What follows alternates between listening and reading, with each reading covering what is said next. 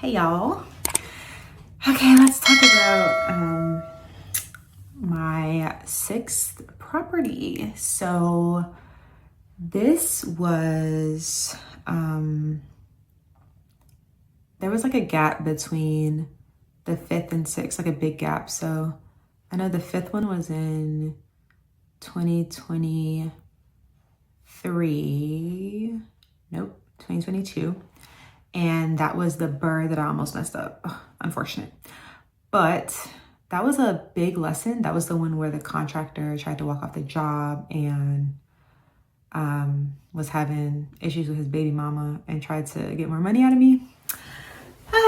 But after that, there was a big gap. Not that I was just so scarred and needed to take a break, but I was scarred. But I also just needed to recoup my funds. This is before I discovered lots of other ways to use OPM to get my deals. But anyway, we'll get to that later. So property number 6 was about a year later, 2023, like in September. So number 5 was July 2022. And then, number 4 was July 2022. No, number 5 was July 2022. And then number 6 was like a year later in Texas. So this was actually my first new construction purchase.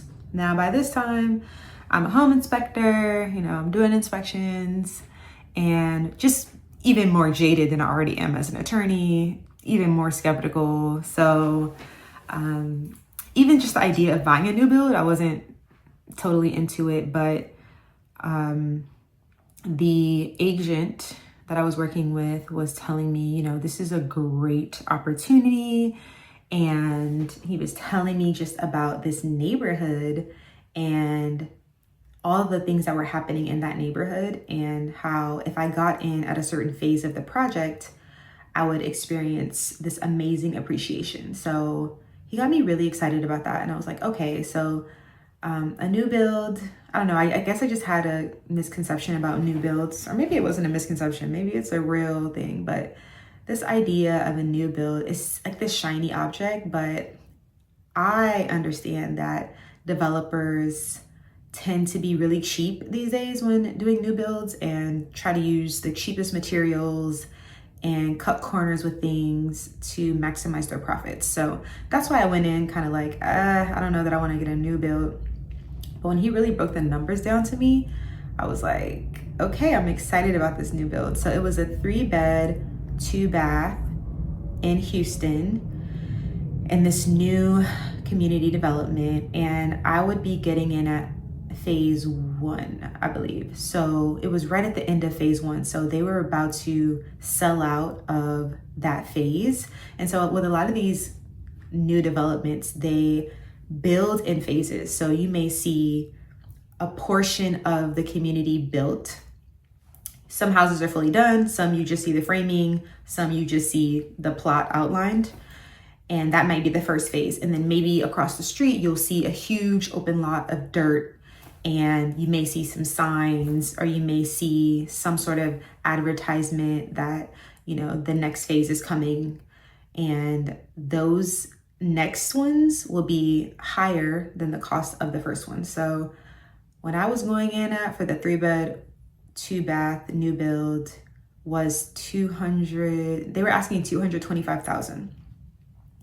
And the square footage was about 1,500 square feet. So, coming from LA, that's a steal, right?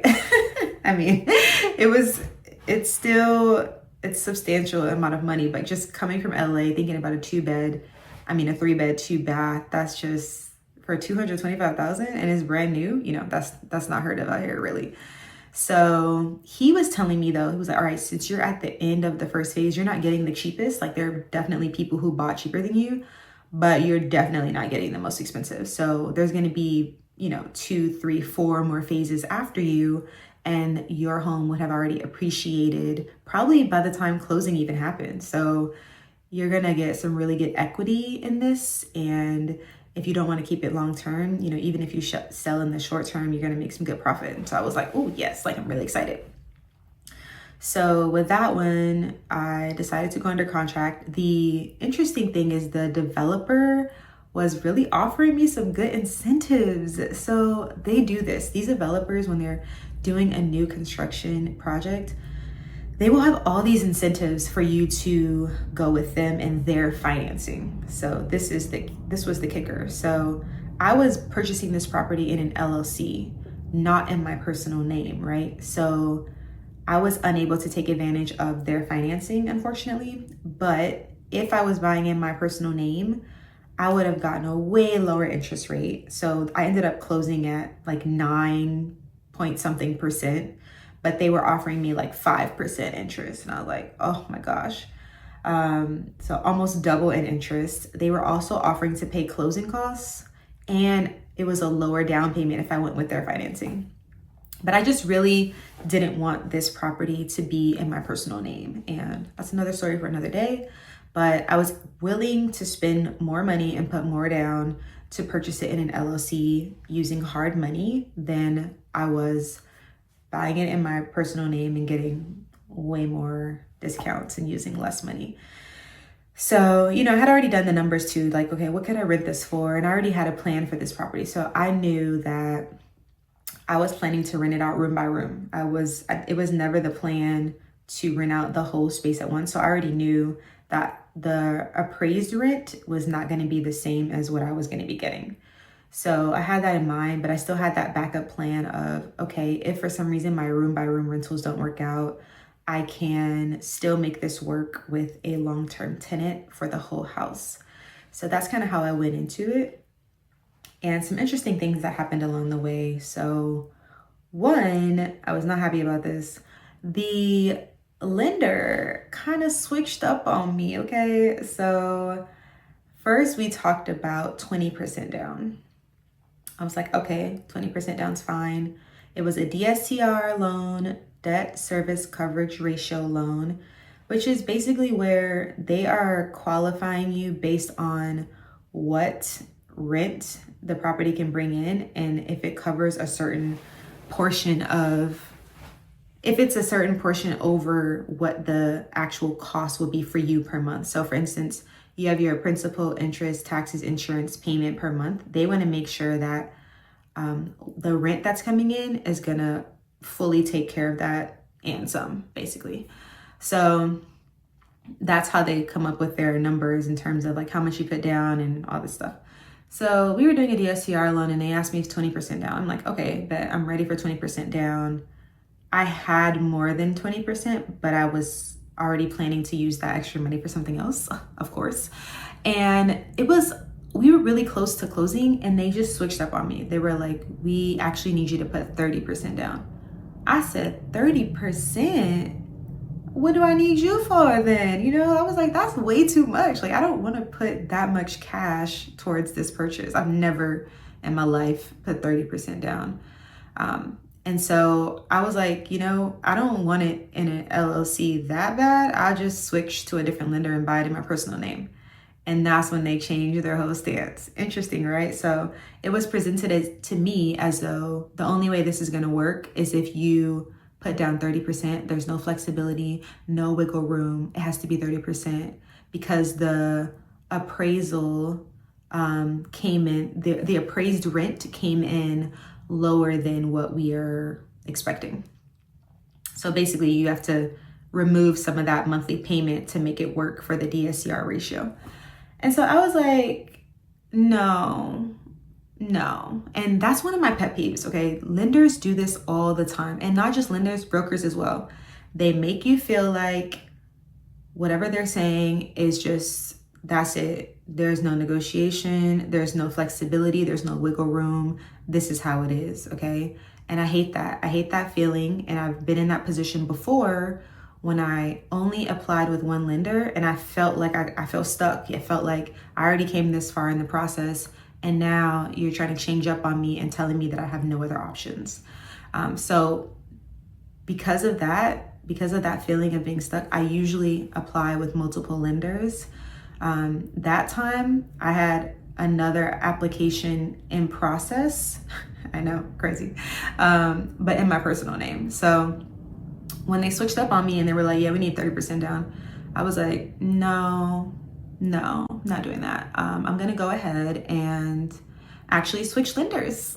And they were shocked. They were just like, whoa, well, we come so far, you already paid for the appraisal. I was like, I don't care. I'm not putting 30% down. It's not happening. So I said, I'll just switch to this other lender. And they told me I can put 10% down.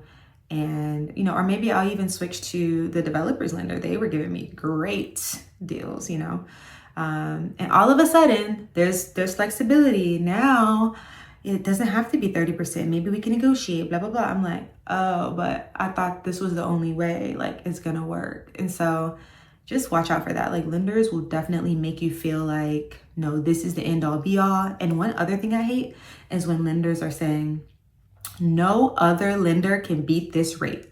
Red flag, just red flag all over it. Now, I'm not saying that you shouldn't use that lender. I'm saying don't take that as truth because they don't know, okay? But also, I've done this multiple times where I'm just like, okay, that's good to know. Like, that no other lender is gonna beat this rate. I'll go find out for myself. And all of a sudden, miracles happen. All of a sudden, the rate that no other lender could beat, they are able to lower it for you. And I'm just like, whew. Anyway, don't get me started. That's really one of my pet peeves. But anyway, so that's one thing that was interesting about that transaction. Another thing that was interesting was the pre-sheetrock inspection. So with a new build, the cool thing is you actually get to inspect the property before there's even walls, right? So, with my inspection background, I'm thinking, wow, I can make sure that things are right behind the walls before they even close them. So yeah, that would mean I have to pay for 2 inspections. I'd pay for a pre-sheetrock inspection and I would pay for a regular home inspection after everything is done. But it's very much worth the cost. And usually a pre-sheetrock inspection costs a little less than a regular home inspection. So I went out to Houston for the pre-sheetrock inspection, and that's basically looking at, okay, what's the plumbing looking like? What's the electrical looking like? What is the framing of this structure looking like? Is everything set where it's supposed to be? Is there a header over certain spaces where there's supposed to be one? Like, does everything look up to code? Now, I'm not a code inspector and I'm definitely not licensed to do inspections in Houston. So I hired someone to do this with me, right? And to do that inspection report. And we found so many mistakes. Now, I'm not going to tell you who this developer is, but the funny thing is when I even told them that I was going to do a pre-sheetrock inspection, they were like, why would you need that? It's brand new. Like, we haven't had any issues, blah, blah, blah. Like, of course you're going to say that. Like, they always want to make you feel like it's unnecessary. They told me I was wasting my money, blah, blah, blah. I said, okay, whatever you say, it's my money. I'm going to pay for a pre-sheetrock inspection. And I'm so glad I did because we found so many errors. And so I had the inspectors type that up in the inspection report. And I gave it to the developer and I said, no, you need to fix all these things before you put the walls in. And so the walls is like the sheetrock. So before you put the sheetrock up, you need to fix all these things. And the developer was just like, whoa, oh my gosh, I can't believe my guys messed up these things. And literally came and did another walkthrough with me for every single thing. I had to point out to him every single mistake. And he was just like, wow, I've never experienced this before. And I was like, no one's ever done a pre-sheetrock inspection on your new builds? And he was like, no, not usually. Like, he's like, unless it's like the city, but I've never had a homeowner do this. And I was like, I don't know what to tell you, bro. So I'm really glad I did that. Great use of my money. I mean, it was, I think, $250 for the pre-sheetrock. And then for the regular home inspection, I think it was $350. So I was out of pocket $600 for an inspection, which is definitely not market. But if you think about it in the long run, how many issues did I avoid, with just doing that inspection, that extra inspection, taking that extra step? So many issues I avoided. So that was an interesting experience. And so then with that property, the closing was good. Everything went well. And I did a room by room rental. So I actually started off with one long-term room rental and then one Airbnb tenant. And then I reserved a room for myself for when I travel out there. And oh, that's another story for another day. I'm gonna have to tell you another day about that tenant. Oh my gosh, that deserves its own full video, okay? But it was a journey, I would say. That was that Airbnb tenant that turned into a month-to-month tenant was a journey. And if you know me and if you follow me on Instagram, I'm sure you've heard me talk about this tenant, this experience. Yeah, it was something. So we'll talk about that later. But I did the room by room rentals, short-term rental in one room, but then she ended up turning into a month-to-month and then long-term rental in the other rooms. And so you might be thinking like, okay, what does that look like? How do you set this up with strangers renting rooms from each other? So what I do is change the doorknobs to electronic doorknobs. Each person had their own bathroom. So I, of course, did not have a bathroom when I was visiting. So I had that room to myself, but it was mostly a work room. Like it's like a office with 2 desks and chairs and then like a day bed. So there's electronic door locks on each door, and then all the other spaces are shared. So the kitchen is a shared space, the living room is a shared space, the backyard is a shared space, the garage is a shared space, driveway, etc. And the tenants kind of divide the responsibility for other things. Like, for instance, if they want to hire a cleaner, that's on them. They can split that. With my room rentals, I typically cover utilities, but I usually put something in my lease agreement, like if it exceeds this amount, or if it, quadruples from 1 month to the next, like we're gonna have to work something out. And then I usually have a service like ADT or some other monitored security where I can have electronic door locks on the actual home, and each person has their own code. And then I also have physical keys for those, but I keep them in a lockbox. The mailbox key is the harder part, so they kind of just have to share that. And then in terms of conflict, I mean, I try my best not to get involved if there's a conflict between people sharing rooms. I mean, these are adults. My perspective is they can figure it out. When you rented a room, you knew you were going to be sharing space with other people, so you gotta have to have your own plan for how you want to handle that. Now, if another tenant who's renting a room is threatening another tenant or causing a disturbance that is just intolerable, then I do have to step in. But that's rare. In this house, that did happen. So we're gonna talk about that another day. But yeah, so I try not to get involved in like the day-to-day roommate situations. It's really none of my business. But if it escalates or something, then sometimes I have to get involved. But yeah, so that was my 6th acquisition, and it's still room by room. It's going great. I do my best not to get involved with like food stuff. Like I've had like a tenant complain to me about, another tenant eating their food. And I always have to just say, look, you are an adult. You two can handle that. You can problem solve. I'm not going to get involved in that. So that'll be an issue. Or sometimes there's even hygiene issues. Like maybe one tenant has a BO and the other tenant or tenants don't like that. Of course they don't like it, but they have to figure that out. Unless it's a public health issue, I can't really do anything about that. And so these are all things that are outlined in the lease agreement too. So room by room rentals, the lease looks a little different than if you had like a long-term rental, and access looks different too, right? So with some of these homes, like when I've done room by room rentals, I may have also been a tenant. Maybe not a tenant that was always there. Maybe I'm like popping in or popping out. Like if I was going to Texas, I wasn't really spending the night, but I may be working all day from there, and then sleeping at a hotel or something.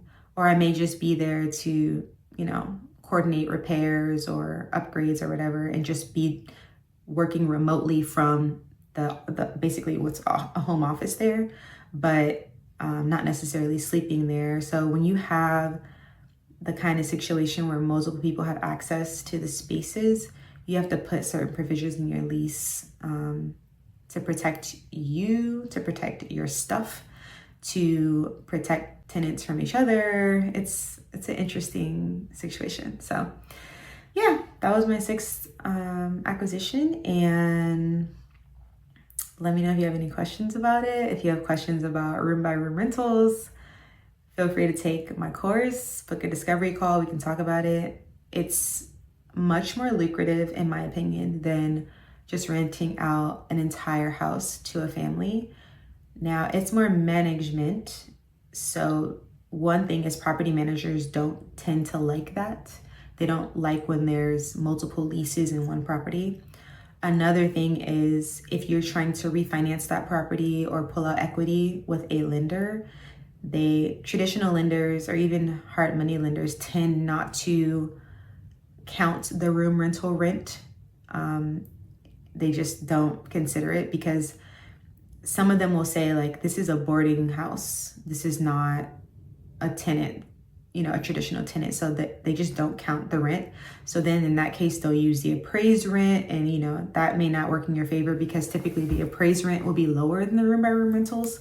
So that's something to think about. If you plan on pulling out equity or refinancing that property in the future, you may want to have a lease in place for the whole space rather than room by room rentals, because that could get you jammed up.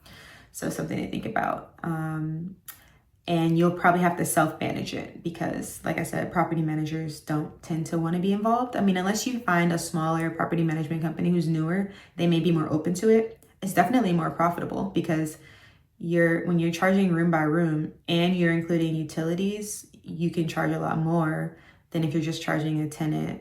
You can also change up the due dates, which is something that I do for fun, but also just because I like to get payments on different times of the month. It's an extra dopamine hit for me than just getting payments on the first. And that's just my transparent truth.